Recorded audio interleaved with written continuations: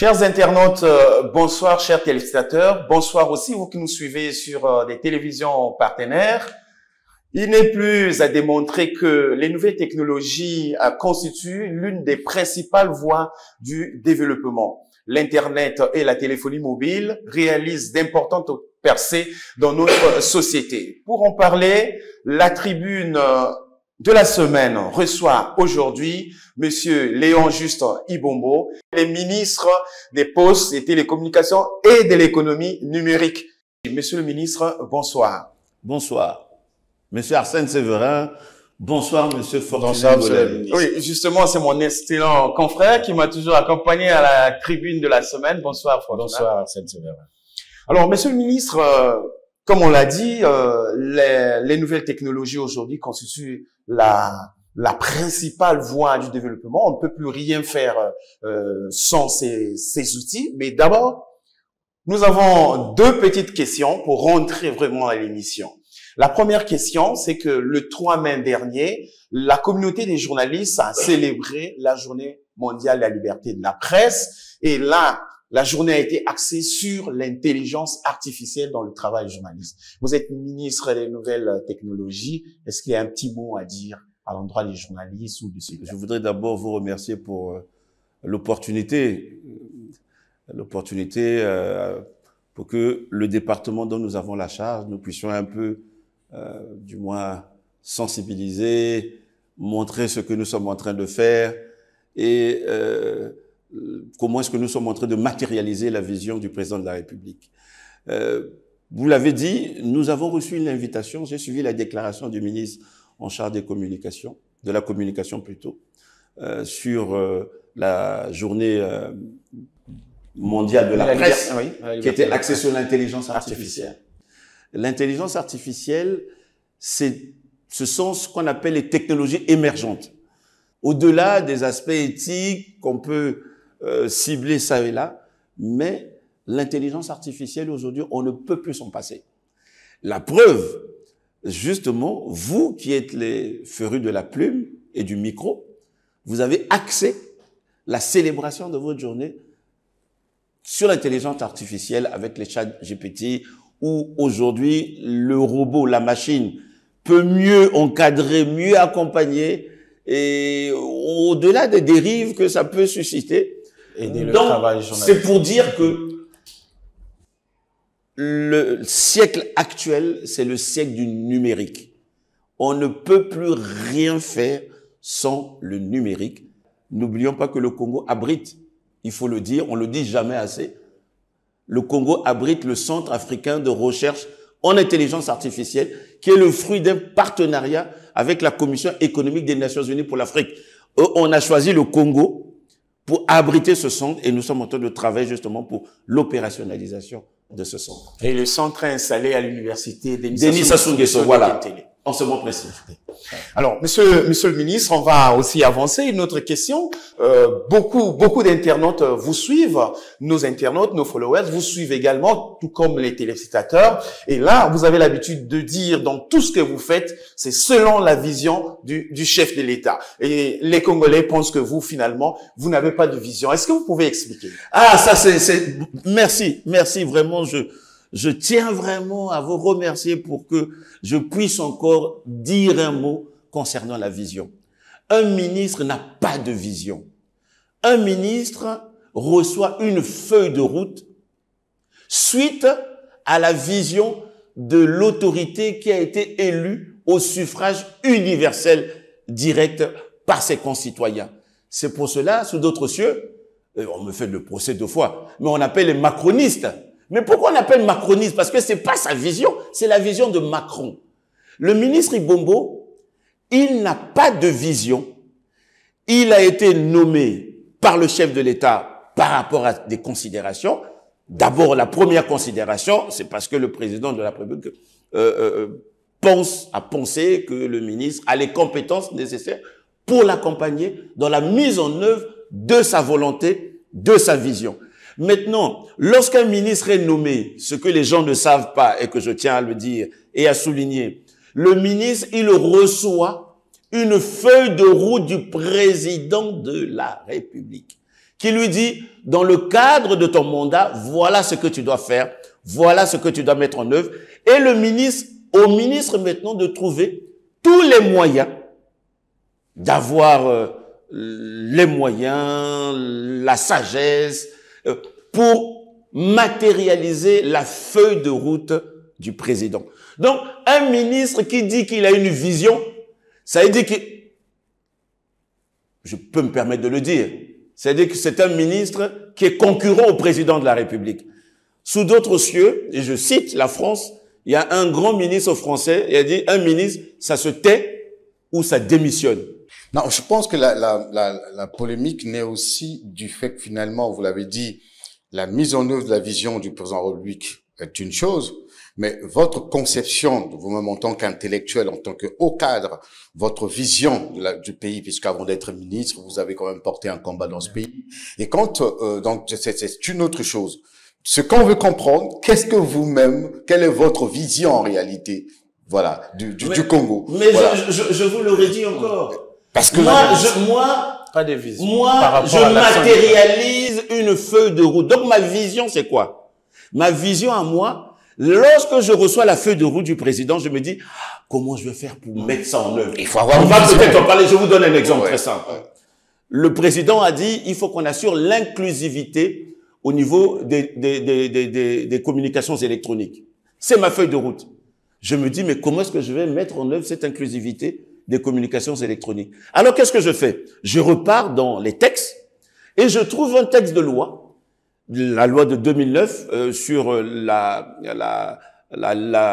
on va dire, la libéralisation des communications électroniques dans notre pays. Et dans cette loi, on dit, et j'extirpe un article qui dit, les opérateurs économiques, l'État a l'obligation d'assurer le service universel. Et je me dis, comment est-ce que l'État va assurer le service universel si l'État n'a pas les moyens et si dans le cahier de charges des opérateurs économiques n'ont pas l'obligation de couvrir des zones qui ne leur sont pas rentables? Voilà. Je me dis, je vais mettre en place un fonds d'accès pour le service universel des communications électroniques. Je me réfère au texte de l'Union internationale des communications et de la CEMAC. C'est ça, la mise en œuvre de la vision du président. Et j'extirpe ce texte. Je mets en place maintenant les décrets d'application de la loi.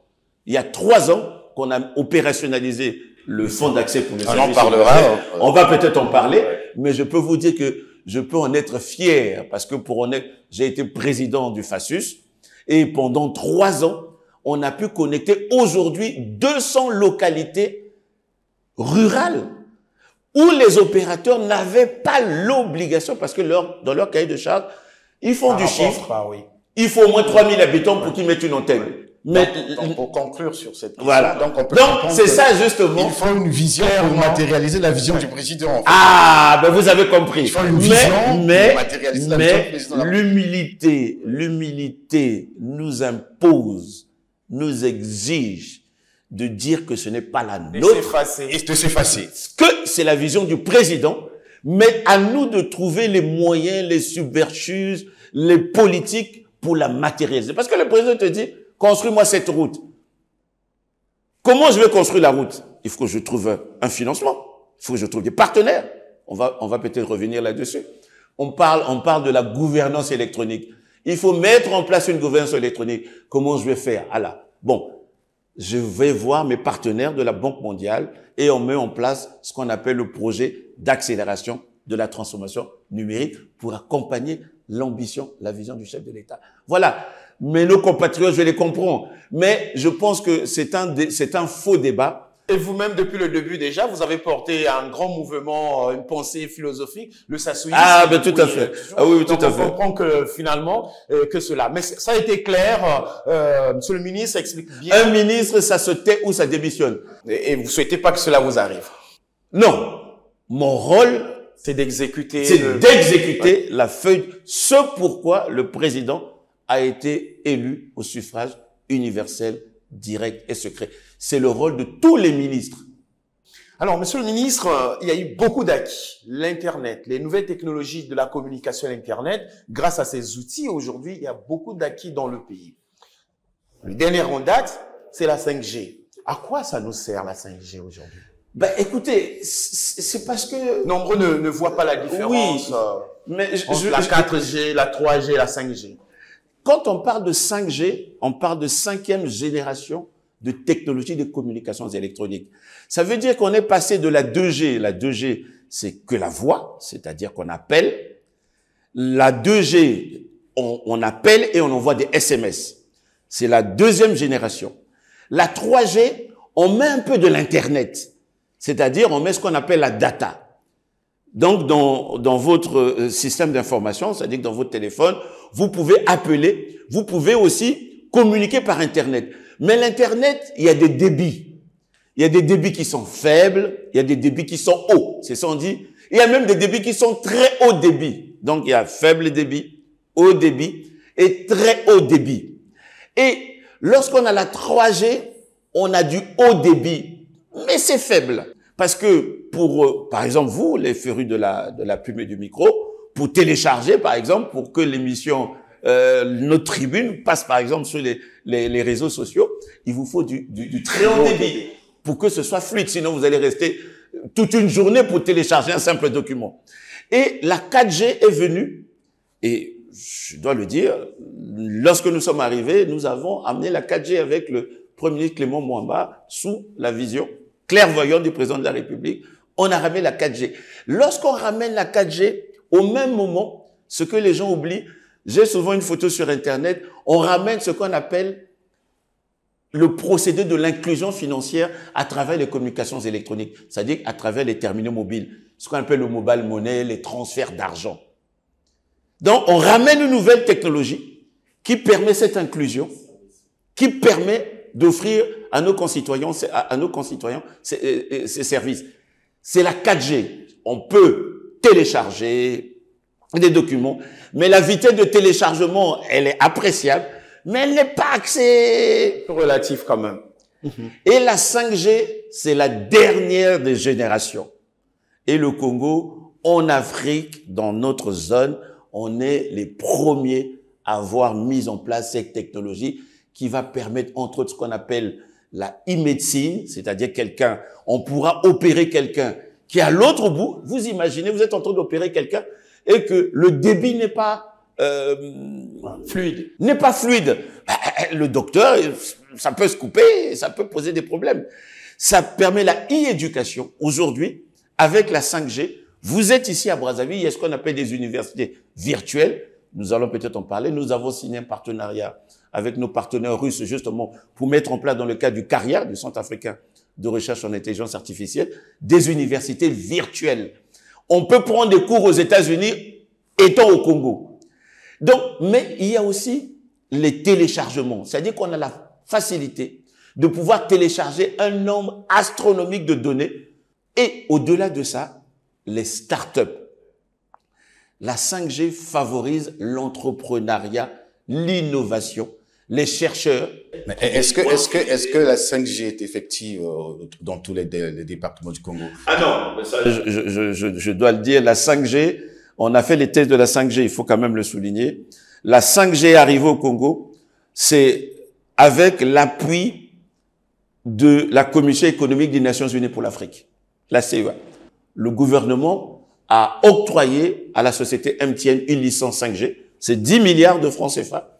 Et aujourd'hui, la 5G est effective à Brazzaville, dans les quelques zones, on va dire les zones le centre-ville de Brazzaville et à Pointe-Noire, dans quelques quartiers de Brazzaville. Mais l'ambition, c'est qu'on puisse étendre justement cette 5G partout dans nos grandes villes. Cette nouvelle technologie, vous l'avez dit vous-même, à l'extérieur, nous le constatons, c'est du matériel de pointe et qui nécessite de l'électricité en permanence. Exactement. Est-ce que le Congo aujourd'hui a tous les moyens réellement de faire fonctionner la 5G, de permettre réellement aux entrepreneurs, aux jeunes start-upers d'avoir accès à cette nouvelle technologie? Bon, dire que nous n'avons pas des problèmes d'énergie, d'électricité, serait faux. Nous avons ces problèmes. Mais nous avons la technologie 5G qui est mise en œuvre. Donc, ça veut dire que non, on peut pallier le problème de générateurs, d'énergie, puisque les entreprises ont des... on a l'impression que ça ne nous servira pas. Ah non, non. Ça se connecter matin, midi, soir. Mais non, mais il ne faut pas regarder, il faut pas regarder ça dans le prisme seulement des individus ou de nos concitoyens. Il faut regarder ça dans le cadre plus global. Le cadre plus global, c'est quoi? L'entrepreneuriat et l'innovation. C'est-à-dire les entreprises qui profitent de la fluidité, de la vitesse maximale de fluidité des débits à travers la 5G pour entreprendre. Par exemple, au niveau des banques, voilà. Et je vais vous faire la petite confidence. Si c'était pas un atout majeur pour le développement de notre économie, je pense que le président ne serait pas venu lui-même pour lancer cette nouvelle technologie. Et nous sommes précurseurs, il faut le dire, précurseurs. Au-delà de la 5G, je peux dire quelque chose. On a fait atterrir ici au Congo, au large de Pointe-Noire, la fibre optique, le câble de Meta Facebook. Le Congo est membre de ce consortium de Meta Facebook. C'est le câble le plus puissant au monde. C'est le câble le plus puissant au monde. Et puisqu'on parlait encore de vision, le président a dit il faut arrimer le Congo au développement de l'économie numérique. Comment arrimer notre pays au développement de l'économie numérique si on n'a pas la base de l'économie numérique? La base de l'économie numérique, ce sont les infrastructures. Et on a ramené une infrastructure critique, le plus grand et le plus long câble au monde, celle de Meta, Facebook au Congo, sans pour autant, je tiens à le préciser, sans pour autant que le gouvernement ait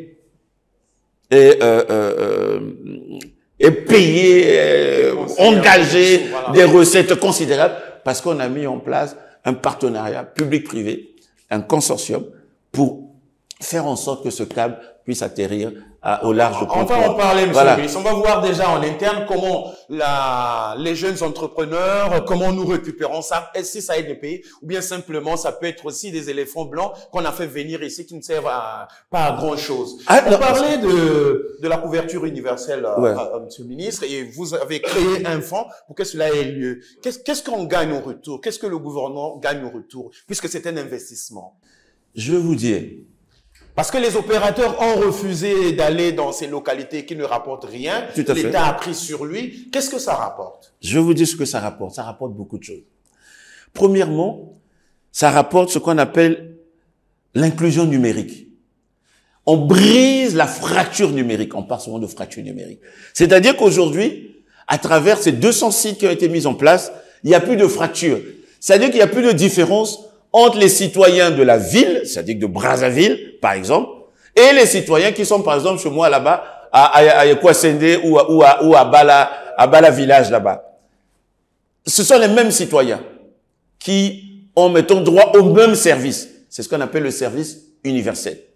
Deuxième moment, à travers les communications électroniques, aujourd'hui, on a un instrument, je pense que nous tous, nous l'utilisons, c'est ce qu'on appelle la monnaie électronique. Le mobile money, les transferts d'argent. Ça crée ce qu'on appelle, ça suscite une inclusion financière. Nous avons un niveau de bancarisation assez bas, on le reconnaît, mais à travers le mobile, c'est-à-dire même les sans complexes, les petits téléphones, on peut transférer de l'argent, recevoir de l'argent, donc commercer. Ça crée de la richesse. Ça favorise les échanges pour les agriculteurs. À travers ce procédé, ils peuvent vendre leurs produits. Inclusion financière. Troisièmement, étant donné qu'on a installé les communications électroniques et que les gens, pour utiliser ces communications électroniques, doivent payer ce qu'on appelle les crédits, ça crée donc quoi? Un secteur informel, parce qu'il y a mettons des jeunes qui font du sap-sap, du mobile, ils vendent des cartes, mais ça crée donc un secteur informel, ça crée donc un peu de l'emploi. Donc, lorsque je cite ces trois paramètres, on se dit que ces communications électroniques arrivées dans une localité, ça crée de la valeur ajoutée dans ces localités.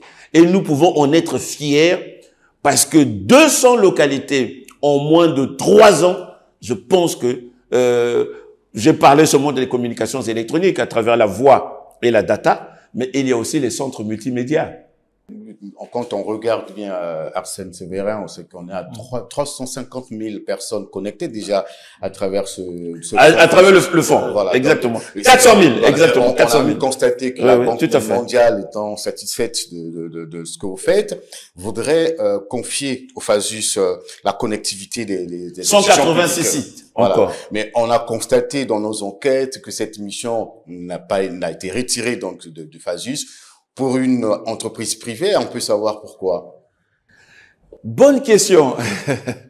Je pense que vous avez des bonnes... Non, la mission n'a pas été retirée au FASUS. Ça va bénéficier au FASUS. Mais ce sont les procédures Banque mondiale. Et dans le cas des procédures Banque mondiale, donc nous devons nous aligner à ces procédures. Justement, la Banque mondiale qui nous accompagne dans le cadre de l'ambition du président d'arrimer le Congo à l'économie numérique, à ses procédés, à son manuel de procédure. Et pour la Banque mondiale, il faudrait que tous les opérateurs puissent présenter leur offre. MTN, Airtel et Congo Télécom vont refaire des propositions et en liste restreinte, et à la suite de cela... On peut donc comprendre que le gouvernement préfère le privé que le public, en fait. Ah non, c'est pas ce que j'ai dit. J'ai parlé tantôt des procédures de la Banque mondiale. C'est un prêt de l'État connecté sur localité, mais ces sites... Sans influence du ministre, sans injonction du ministre. Ah ben bien sûr, puisque je vous ai parlé tantôt des procédures. S'il y avait l'influence du ministre, alors mais le ministre dira choisi, mais le ministre, non. Le ministre respecte les procédures du partenaire. Monsieur le ministre, vous avez plusieurs projets. On voudrait quand même que vous nous apportiez la lumière sur tous ces projets. Paten, le câble backbone, ouais. On a l'ARPCE, on a FASUS aujourd'hui, on a aussi l'ADEN. Ouais. J'aimerais aussi savoir quelle est la différence entre l'ARPCE et l'ADEN. Est-ce que vous pouvez nous apporter plus de lumière sur ces projets? Vous voyez que nous avons une vision quand même. Une vision pour matérialiser la vision du président. Nous avons un projet... Le premier projet que nous avons, que nous sommes en train de mettre en œuvre, on le dit pas souvent assez. Je l'ai dit à une chaîne turque il n'y a pas si longtemps.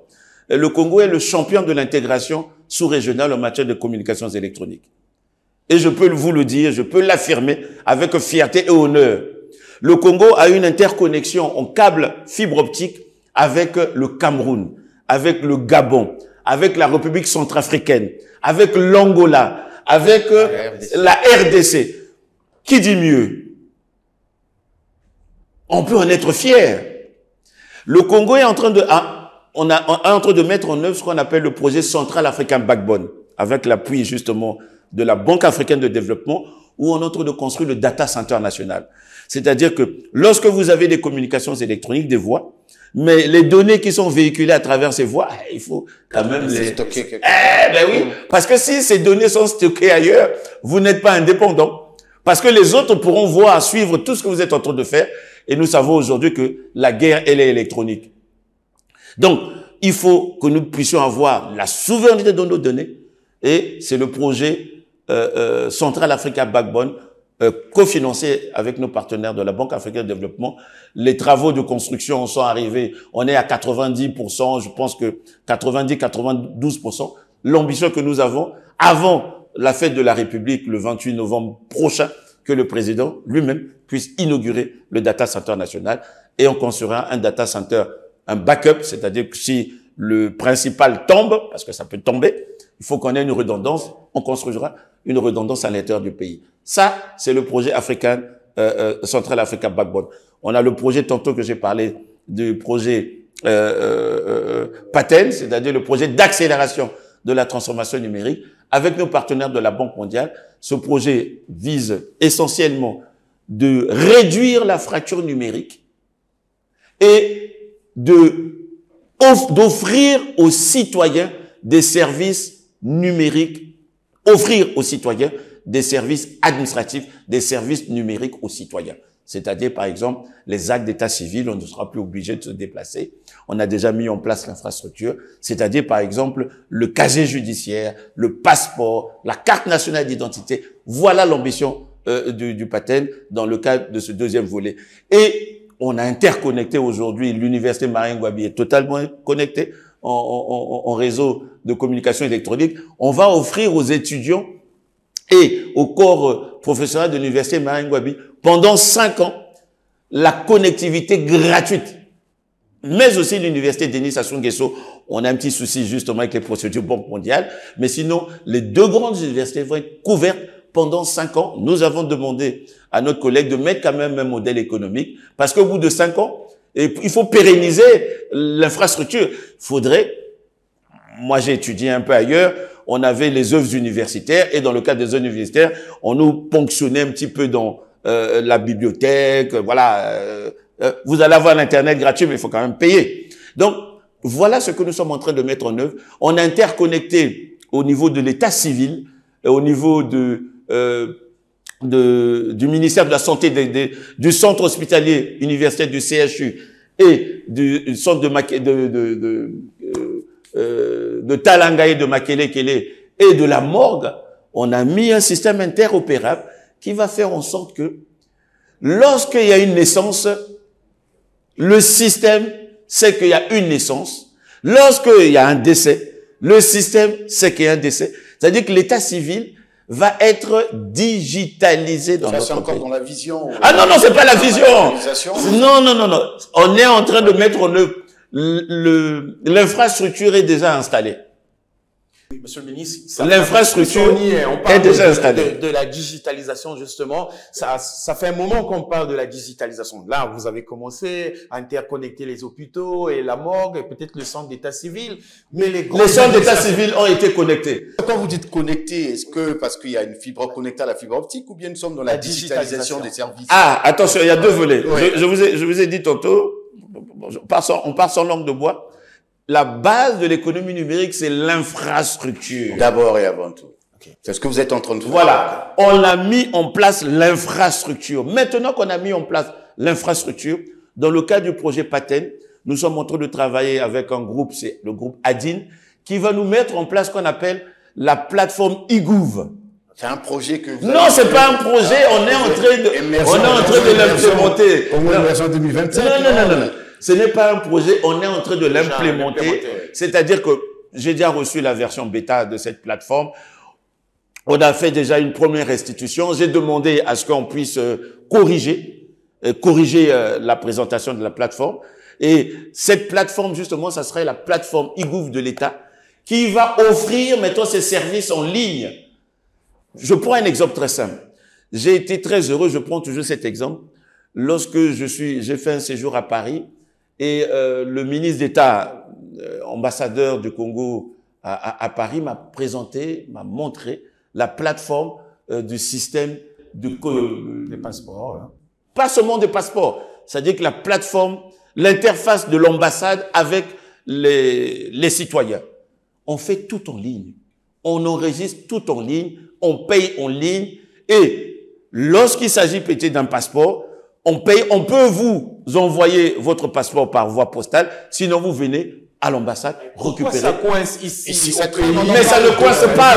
Les cas d'identité, les certificats de nationalité, tout à fait. Pourquoi ça mais parce que nous n'avons pas fini de construire la plateforme. La plateforme eGouv est encore en construction. Mais pourquoi ça prend autant de temps, puisque vous en parlez depuis plusieurs années? Parce que, vous savez, l'économie numérique... Manque de volonté politique? Non. L'économie numérique, par essence, c'est un secteur transversal. Ça concerne plusieurs ministères. Les autres traînent un peu les pas? Non, les autres ne traînent pas. C'est-à-dire qu'il faut aller pas à pas. C'est-à-dire que lorsque on a fini un volet avec un secteur particulier, on doit aller vers un autre ministère, ensuite vers un autre ministère, ensuite vers un autre ministère. On doit faire des restitutions. En 2026, le ministère de l'Intérieur devait nous produire l'élection présidentielle, par exemple, les résultats. Bien sûr. Sur les plateformes. Bien sûr. Vous n'y travaillez pas? Ah si, on est en train de travailler. Je vous dis, on est en train de travailler. Je peux vous donner un exemple réussi.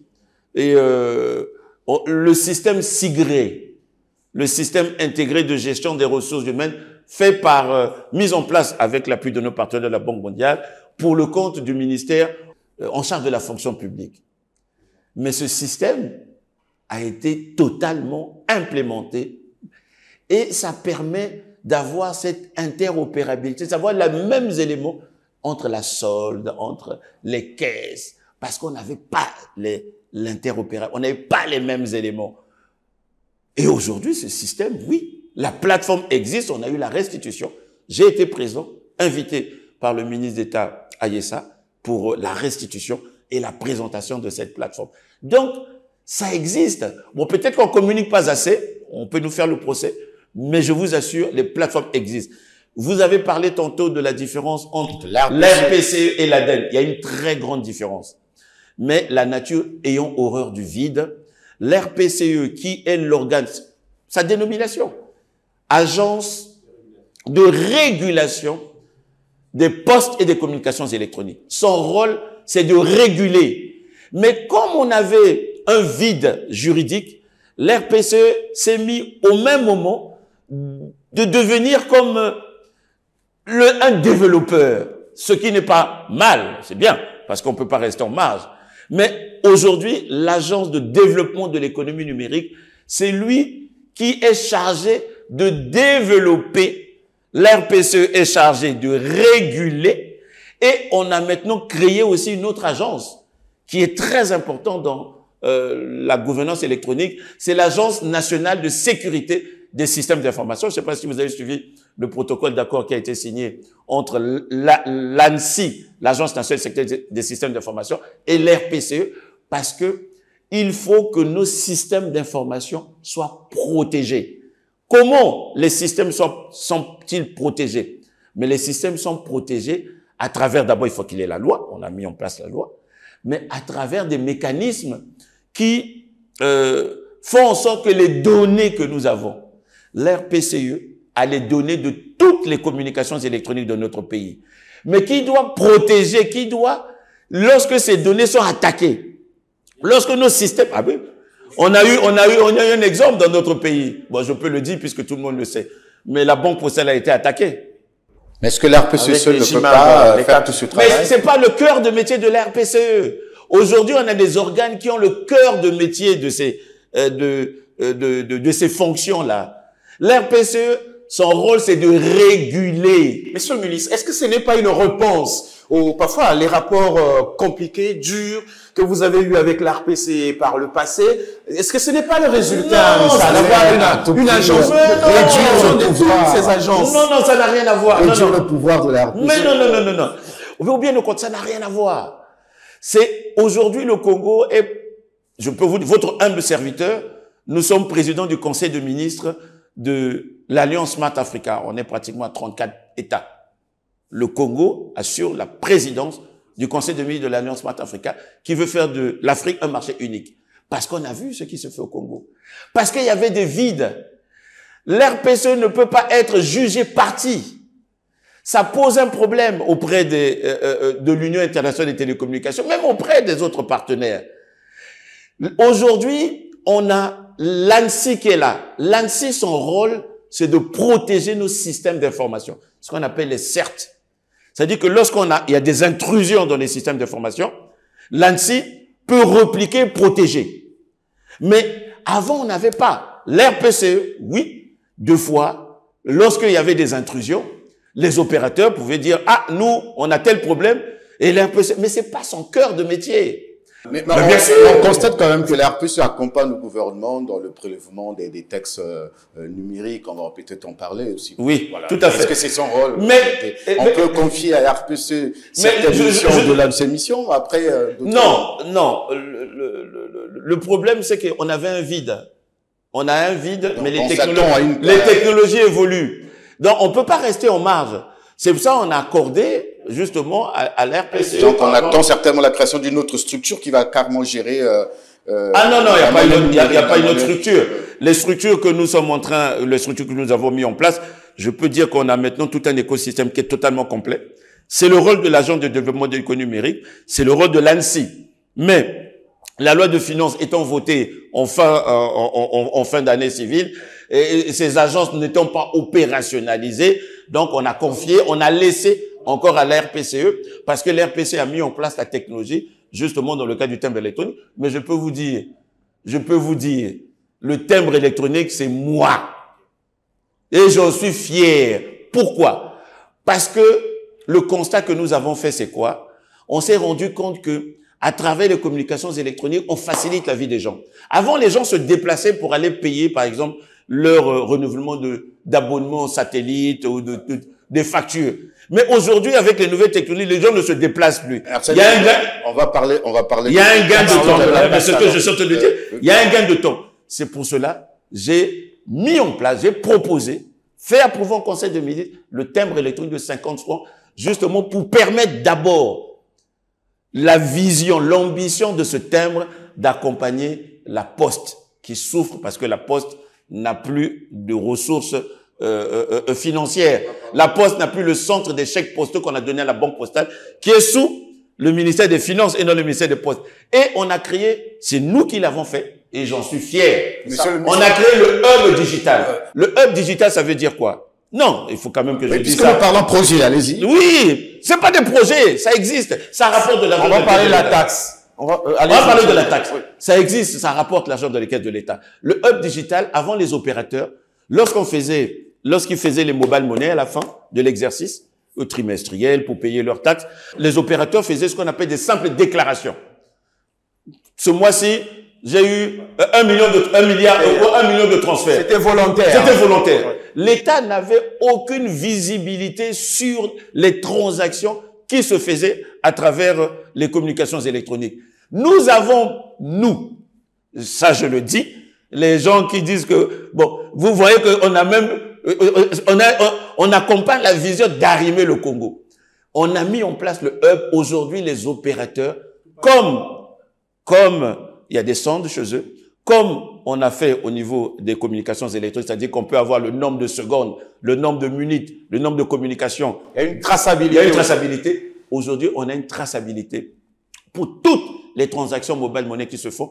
Et on a mis le procédé, on l'a mis en place et on a associé l'ARTEF, l'agence de régulation des transferts de fonds. Voilà, c'est l'ARTEF qui est l'agence de régulation des transferts de fonds. Et étant dans ce vide, mais je suis très content que ces procédés fonctionnent. Et je vous assure, ça rapporte de l'argent dans les caisses de l'État parce que les opérateurs ne peuvent plus nous flouer. Ils ne peuvent plus nous dire que nous, on a fait que... Vous savez, les montants, si on vous donne les chiffres des montants colossaux qui se font au niveau de transfert monnaie, vous allez crier. Voilà. Monsieur le ministre, nous sommes en train de boucler avec ce chapitre projet, hein, ou encore... Ça, c'est pas projet. Ça, c'est la réalité. Voilà, ce que vous exécutez. C'est la réalité. On vous a vu présenter l'échantillon d'un téléphone mobile, un smartphone, dans le cadre d'un projet que développe Congo Télécom. À quand donc le téléphone? Bon, le Congo Télécom, je le dis encore, hein, la vision du chef de l'État, c'est que Congo Télécom demeure un acteur dans notre secteur de télécommunications, des communications électroniques. Parce qu'on ne peut pas être un État fort si on n'a pas un opérateur historique national qui existe dans le secteur. C'est pas normal. Il faut qu'il y ait un opérateur historique national qui existe. Qu'est-ce que nous avons fait? On a vu les lacunes qu'avait Congo Télécom, SAU. On a transformé le statut juridique de Congo Télécom en créant une société anonyme avec droit au ADA. Et à travers la création de cette nouvelle société, on lui a donné les atouts, les moyens pour que cette société puisse continuer à opérer dans le secteur des communications électroniques. Malheureusement, Congo Télécom ne vendait que ce qu'on appelle des capacités, les flux Internet, les débits. C'était pas un opérateur mobile. Pas de service. Pas de service mobile. On avait un service résidentiel avec qui n'a pas vraiment, qui avait quand même pas 100 000 habitants et 100 000 abonnés à le service à domicile de Congo Télécom. On a dit non, il faut qu'on évolue. Et vous parlez des projets. On a un projet, c'est la 3e phase du projet de couverture nationale en télécommunication avec nos partenaires chinois et la société Huawei. Dans le cadre de cette 3e phase, le président veut doter à Congo Télécom qu'il soit un opérateur mobile à part entière comme les autres opérateurs. Donc, on a construit, il y a une antenne là. On a effectué des tests avec le ministre d'État en charge des grands travaux. Les tests concluants entre Congo Télécom et les deux autres opérateurs, c'est-à-dire entre Congo Télécom et Airtel, Congo Télécom et MTN et vice-versa. Les tests sont concluants. Maintenant, il s'agit de lancer maintenant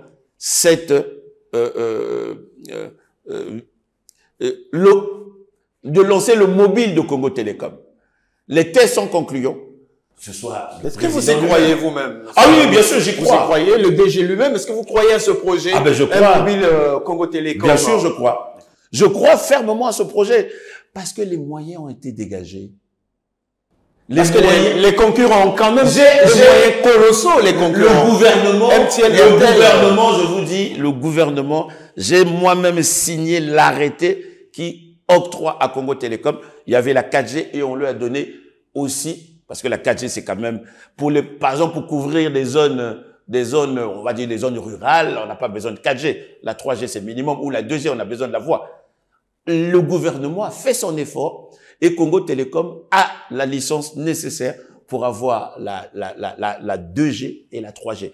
Donc, c'est pour dire que non, mais non, l'ambition du président. Et ne vous en faites pas, peut-être que d'ici que le calendrier du président puisse et le président pourra lancer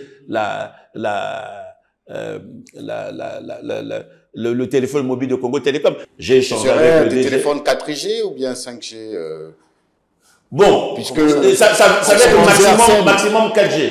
Voilà. C'est maximum téléphone intelligent 4G parce que ils ont la licence 4G. Bon, la licence 5G, ils m'ont demandé, mais c'est quand même un peu d'argent. Hein.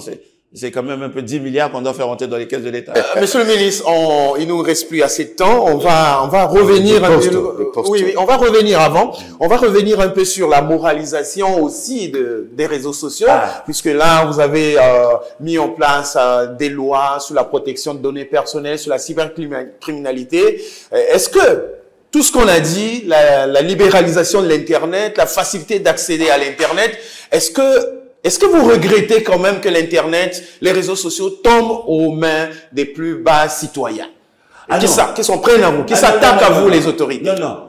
Les réseaux sociaux sont une avancée extraordinaire pour le monde. Et la preuve, on dit qu'aujourd'hui, à travers les réseaux sociaux, le monde est devenu un village planétaire. Non, ce sont des avancées extraordinaires. À travers les réseaux sociaux, il n'y a pas seulement le côté réseautage, mais aussi le côté entrepreneuriat, parce que beaucoup de jeunes utilisent les réseaux sociaux justement pour entreprendre, pour vendre, pour commercer. Et à travers les communications électroniques, on peut payer... Où se trouve le regret alors?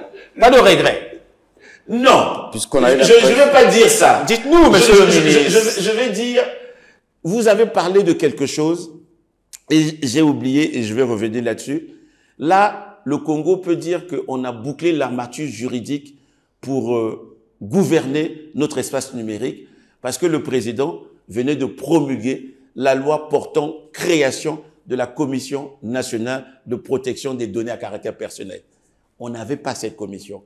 Parce que pour interfacer avec les GAFAM, il faut 7 commissions. C'est comme la Commission nationale liberté informatique et liberté, la CNIL en France. Un simple individu ne peut pas demander, par exemple, un droit de rétractation auprès d'un GAFAM, par exemple Google, mais la commission pourra demander, lorsqu'il y a une information qui est fausse, qu'on puisse enlever, faire sortir cette information du moteur de recherche des GAFAM. Ce sont des avancées. Ce que nous regrettons, ce ne sont pas des ambitions là, à certaines pages, ce que nous regrettons, à certains médias sur Internet, c'est la mauvaise utilisation des réseaux sociaux. C'est-à-dire les fake news, c'est-à-dire, on va le dire, Les attaques contre les vous, attaques. contre vous, les mais autorités. nous avons la loi. Souvent, contre vous, les Mais autorités. c'est vrai que peut-être que c'est le rôle de l'agent de développement de l'économie numérique, justement, de vulgariser les lois sur la cybersécurité, sur la cybercriminalité. Le but, c'est contrôler réellement... Non, le but, c'est de mettre en place, de protéger les libertés individuelles et de protéger nos systèmes d'information. Ce n'est pas de contrôler les... Non, du tout. L'homme, dans le cyberespace, un individu doit avoir ses données personnelles protégées. Si vous n'avez pas de loi, vous n'avez pas un cadre législatif, cet individu ne peut pas rester en justice. Mais aujourd'hui, la xénophobie en ligne, dans le cadre de la loi que nous avons, la loi du 5 juin 2020 sur la cybercriminalité, la xénophobie en ligne, elle est totalement réprimandée à travers cette loi. Même la pornographie infantile, elle est totalement réprimandée à travers cette loi. L'âge numérique au Congo est de 16 ans. Ce qui veut dire quoi, Arsène Séverin? Si votre enfant a moins de 16 ans et que il y a ces données à caractère personnel qui sont, par exemple, utilisées de manière malveillante par une personne, vous pouvez porter plainte à cette personne-là afin que la personne puisse répondre de ses actes. Mais c'est pour cela, vous voyez, la technologie évoluant. Aujourd'hui, il y a des applications, justement, qui font en sorte que non, mais on bloque, par exemple, un enfant, quand un enfant veut rentrer dans un site, on bloque. On se souvient que le Premier ministre, le chef du gouvernement, a pris une note pour réprimander, sinon interdire la diffusion des fuites de documents sur les réseaux sociaux. Mais aujourd'hui, dans l'application de cette loi, est-ce que vous avez quand même pu attraper, sinon interpeller ceux qui font ces pratiques-là, qui sont dans ces pratiques, ou encore où se trouve l'application de la loi jusqu'ici? L'application, elle s'applique. Hein. Mais j'ai suivi le procureur dans ses considérations, par exemple, demander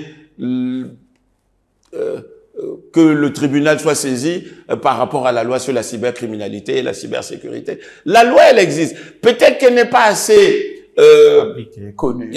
Non, divulguée, sensibilisée, mais on dit nul n'est censé ignorer la loi. C'est une loi qui existe depuis 2020.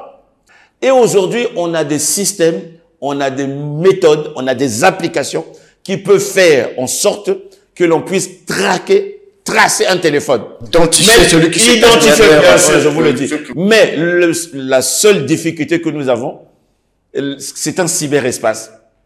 Il y a d'autres personnes qui sont dans d'autres pays. Oui, par exemple, parlons de ceux qui sont à l'extérieur. Qui nous attaquent. Oui, mais comment vous faites? Mais justement, c'est là où nous avons besoin de la coopération internationale. C'est là où nous avons besoin de la coopération. Nous avons, le Congo a ratifié la convention de l'Union africaine sur la cybersécurité et la protection des données. C'est pas suffisant. Nous sommes en train de travailler. J'ai envoyé les documents à mon collègue en charge des affaires étrangères parce qu'on va porter ensemble le projet. C'est de pouvoir ratifier maintenant la convention de Budapest, c'est-à-dire de l'Union européenne. Mais je dois vous avouer, c'est très difficile. Est-ce que c'est pas un problème puisque vous l'avez dit vous-même? C'est très difficile parce que chacun peut rester dans sa maison, dans sa chambre, avec son système d'information, avec l'Internet, mettons comme on a. Donc ça veut dire que c'est un combat difficile ou encore, on va dire, un combat difficile pour le gouvernement de réussir réellement la lutte contre la cybersécurité. Pas seulement pour le Congo, même pour les grands États. Vous savez, il y a un système dans les réseaux sociaux qui est très simple. Vous payez et vous pouvez atteindre le maximum de personnes que vous voulez. Vous êtes dans l'espace Internet, vous aussi vous êtes dans l'espace Internet. Si par exemple notre émission, on veut que l'émission fasse buzz, on le booste, on paye et on atteint un maximum de personnes partout dans le monde. On peut atteindre 1 million de personnes. Mais vous imaginez, si vous atteignez par exemple 10 millions ou 100 millions, vous pouvez influencer leur manière de concevoir les choses. Donc, vous voyez, ce sont des avancées parce que aujourd'hui, le numérique, pour la Banque mondiale, j'étais au dernier sommet de la Banque mondiale à Washington. Le numérique, c'est le 5e engagement maintenant de la Banque mondiale.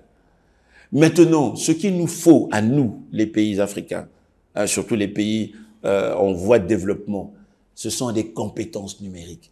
Nous devons former nos jeunes à utiliser cet instrument. Mais le Congo ne le fait pas, malheureusement. Ah, si. On n'a pas une école. Mais le Centre africain de recherche en intelligence artificielle. Aujourd'hui, on délivre. Ce fameux centre sous-utilisé. Et sous-utilisé aujourd'hui. Non, on n'a peut-être pas trop de moyens, mais aujourd'hui, on a pu quand même former le corps judiciaire à la cybersécurité.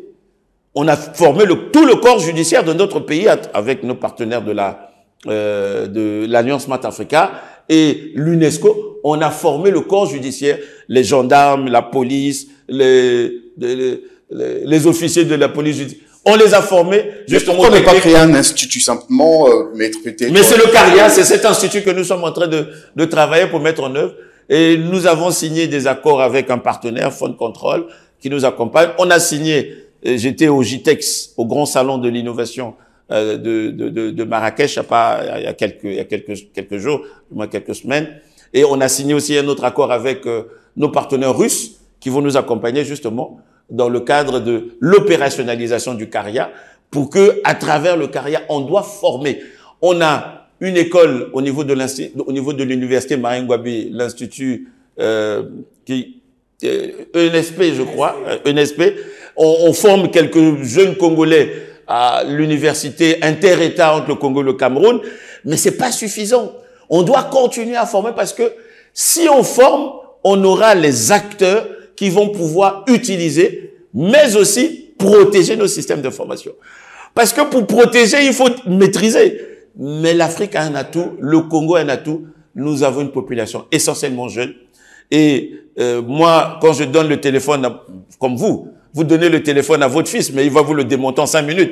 Mais comment tu sais ça? Parce que l'esprit jeune a beaucoup plus de dynamisme pour justement opérer dans le secteur. On est vraiment, le temps qui nous est imparti, vraiment on est passé, mais on va prendre une dernière question concernant le secteur de la poste.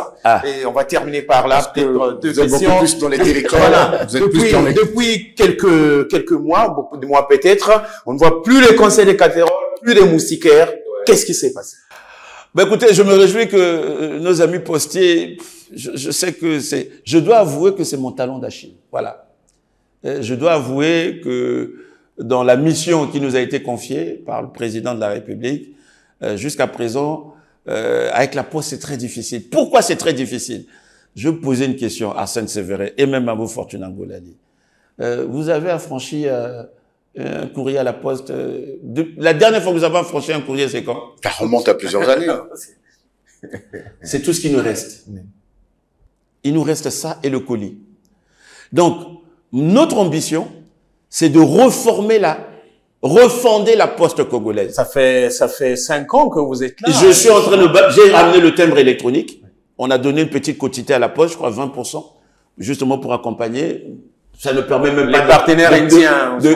Les partenaires indiens, justement, je regrette, je le dis, les partenaires indiens étaient prêts à nous accompagner, mais malheureusement, le concert des casseroles, les moustiquaires les ont fait fuir. Ça, il faut le dire. Mais l'ambition que nous avons, c'est de transformer la poste en société anonyme. C'est ce qui dérange les agents, c'est peut-être ça? Mais le dossier, nous l'avons porté en conseil de cabinet et il ne reste plus que ce dossier soit porté en conseil de ministres. Il faut je veux dire, il faut vendre carrément le secteur à la poste. On va garder le service universel.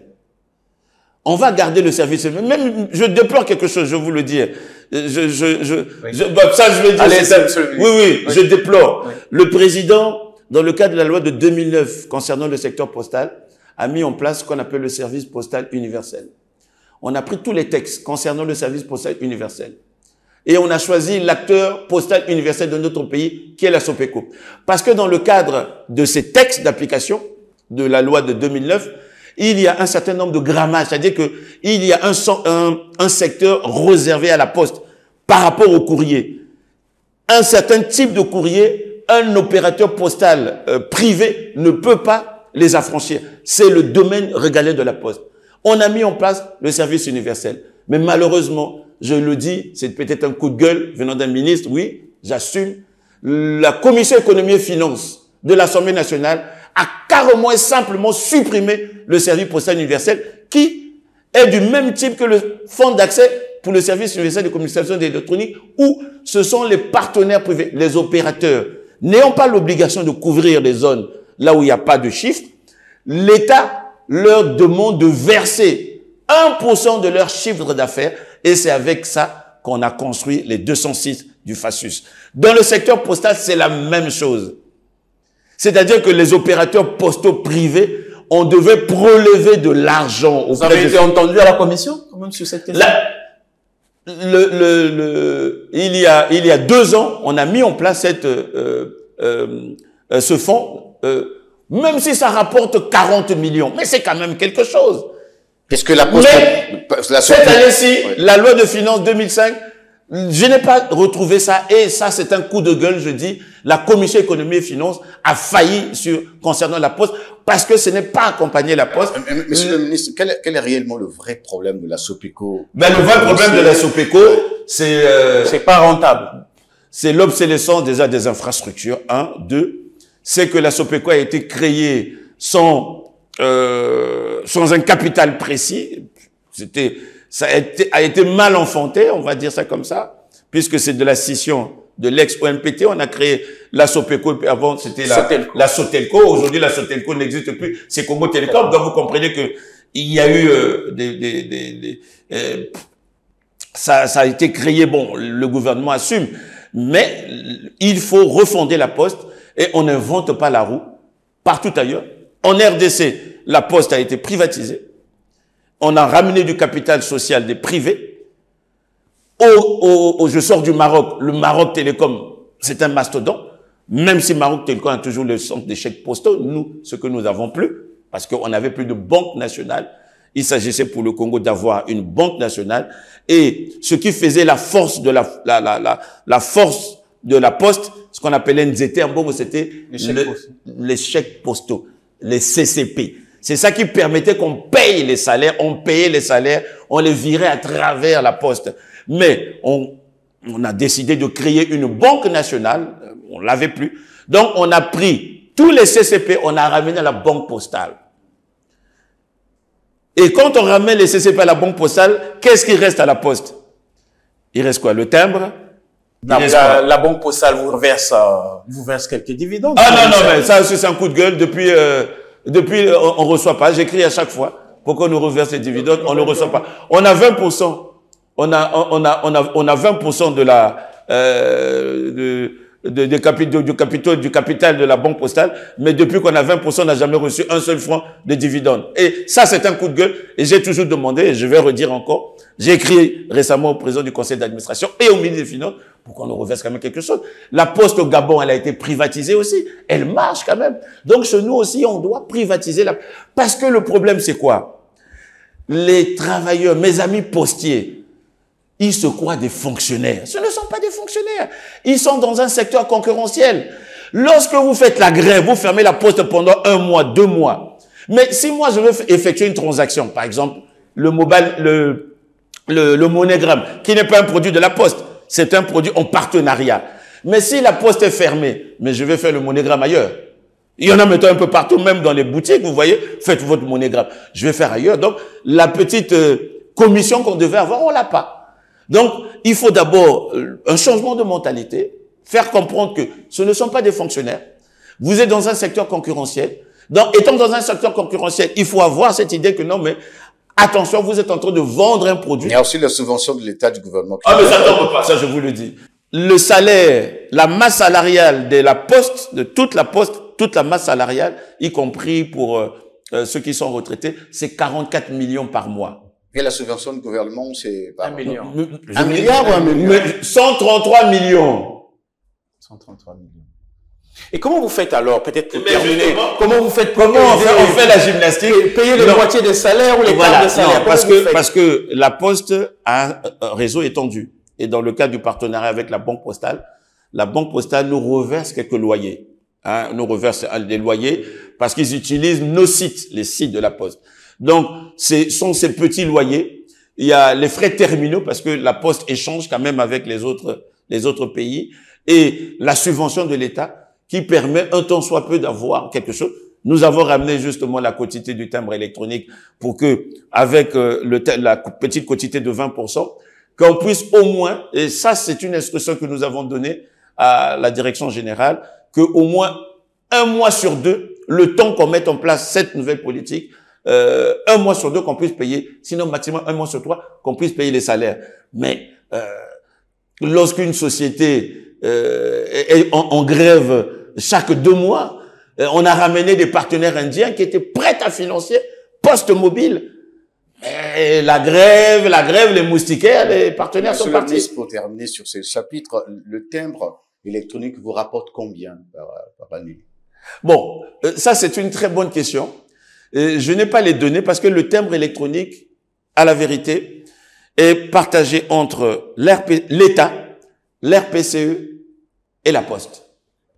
Quand et je crois, et l'ADN, je crois. Quand on parle d'État, c'est le gouvernement, puisque la RPCE aussi, non, mais tout à fait. Ouais. J'ai pas les chiffres, hein, je peux pas vous dire, mais de mémoire, on était à pratiquement, il y a, je crois, 2 ans, lorsqu'on a commencé à mettre en œuvre, c'est le 50 francs qu'on paye là, on devait être à 300 millions. La partie de la Poste n'arrive souvent pas, elle est noyée, complètement perdue. Ah non, la partie de la Poste doit arriver. Mais la Poste, justement, doit aller recouvrer sa quantité de parts. C'est la RPCE qui fait la répartition, qui centralise tout. Il n'y a pas un régisseur à la Poste pour faire le recouvrement? Ah si, il y a un régisseur à la Poste, oui, bien sûr. Et puis ils font le recouvrement. Mais je dois vous avouer, je vais demander, mais c'est très insuffisant. Mais je vais demander. Mais si le timbre électronique, je ne peux pas donner un chiffre, vous comprenez. Mon statut, si je donne un chiffre, après, les gens vont... Mais l'idée. Si, pour atteindre les 44 millions, et que le timbre électronique peut rapporter quelque chose, les loyers peuvent rapporter quelque chose, je sais que les loyers, on est à moins de 20 millions. Voilà. On est à une dizaine de... Moins de 20 millions pour les loyers, je sais plus... les loyers qu'on nous reverse. Vous pouvez payer tous les 2 mois, 1 mois. Ben, justement, c'est l'instruction que nous avons donnée. Bon, mais ils ont des fournisseurs... Ils ont des fournisseurs, ils doivent nettoyer. Bon, mais c'est l'instruction ferme. C'est au moins. Les syndicalistes pensent que vous les avez abandonnés. Vous les regardez de loin. Mais non, bien au contraire. Les syndicalistes, ils n'ont pas meilleur. Comment je peux dire ça, meilleur appui que nous avons mis en place le service universel de la Poste que les syndicalistes qui m'écrivent tout le temps, mais qu'ils écrivent au Parlement pour dire mais pourquoi est-ce que on a supprimé, ça devait rapporter, même si ça rapporte 20 millions, mais pourquoi on a supprimé? Puisque c'est une obligation. Ce sont des opérateurs privés qui font du chiffre, qui contribuent au service postal universel. Pour la dernière question, peut-être sur la question. Ouais, peut-être pour terminer sur cette question. Non, ça provoquait la polémique. Vous savez, votre initiative de rassembler les cadres du nouveau département Kenya Lima. Vous avez quand même eu des échanges sur Tcheleka avec le docteur Blanc Constant et Barapéa. Est-ce qu'on peut comprendre cette initiative? Un fait. Le gouvernement a pris l'option de créer un nouveau département. On était dans les plateaux. On n'est plus dans les plateaux. C'est un nouveau département, c'est Kenya Lima. Qu'est-ce que nous, en tant que cadres, nous faisons? Notre rôle en tant que cadre, c'est d'accompagner, je parlerai toujours de cette vision du président. Le président a créé le département. Comment nous, on va faire pour accompagner, pour matérialiser cette vision? Il faut qu'on se retrouve. Et on se retrouve, on dit, qu'est-ce qu'on va faire? Il y a un département qui a été créé. Qu'est-ce qu'on fait? Il faut qu'on s'organise. On va s'organiser. Mais comment est-ce que nous, on va s'organiser pour accompagner la vision? Quelle est la structure que nous allons mettre en place? Voilà l'ambition, voilà l'objet de l'Assemblée générale des ressortissants de la Kenya Lima. Là, on voit derrière cette initiative les ambitions électoralistes. Hein. Mais non! Vous préparez le nouveau département. C'est d'abord d'accompagner la vision du président. On va s'attendre à la collecte des fonds pour soutenir la candidature. Non. Ben, écoutez, si on a un candidat consensus au niveau de la Kenya Lima, bien sûr, c'est notre rôle à nous de pouvoir appuyer ce candidat. Pourquoi pas? Mais aujourd'hui, c'est pour ça qu'on a influencé la population. Non, on a mis en place une structure informelle, c'est-à-dire que on a un cadre d'échange entre tous les cadres. Dans le cadre d'échange, on a mis ce qu'on appelle une coordination générale. là où même les notabilités, c'est-à-dire que tous les acteurs, les directeurs généraux, tous les intellectuels, mon frère Ibarra, qui est intellectuel, il est de droit membre de la coordination. Et de cette coordination, on a fait extirper un noyau qu'on appelle le directoire, parce qu'il faut quand même qu'il y ait des cadres qui impulsent. Et dans ce directoire, on a une autorité morale au niveau de la Kenya Nima. C'est la deuxième personnalité de l'État, c'est-à-dire que c'est le président du Sénat. On peut pas prendre une autre personne que le président du Sénat. On a mis le président du Sénat justement avec les autres cadres et on a parlé de la société civile et même des hommes d'affaires qui sont dans le directoire pour dire que notre vision à nous, c'est d'accompagner et on regardera dans quelle manière, dans quelle mesure on pourra, par exemple, au niveau de la Kenya Lima, en tant que membre du gouvernement, je peux le dire, faire le plaidoyer auprès de nos collègues, par exemple, de l'agriculture pour mettre en place les apps dans les localités de la Kenya Lima. C'est pas la tierce personne qui pourra avoir quand même l'autorité nécessaire de pouvoir demander à Monsieur le ministre, je vais parler d'un district qui est ce département, c'est le district d'Abala. Il n'y a plus de route. Si je vous en parle, parce que c'est que vous êtes cadre, vous réalisez quelques activités là-bas, vous construisez même des écoles, ben, la route jusqu'à aujourd'hui. Oui, mais la route, c'est un projet. Ça a été inscrit dans le budget de l'État. Et la route, c'est un engagement du président de la République. Il s'est engagé à construire la route. Et je ne doute pas que le président de la République construira cette route. Pourquoi? Je vais vous donner un seul exemple. Parce que le président de la République a délocalisé une grande partie de son cheptel à Abala. Ça prouve à suffisance que s'il arrive à délocaliser une partie de son cheptel qui était à Oyo, à Abala, c'est que... la route. Voilà. Est-ce que ça n'a pas été aussi peut-être une promesse que vous avez amenée à Abala pour que le président de la République soit élu, donc d'ici 2026? Il faut qu'on ait cette route-là. C'est pas une promesse. J'ai dit c'est un engagement. Et espérons que la population aura donc cette route. Mesdames et messieurs. Mais qu'à cela ne tienne, ça ne nous a pas empêché de construire un lycée à Abala et nous sommes en train de construire une salle multimédia. Le premier lycée d'Abala, nous l'avons construit à Abala.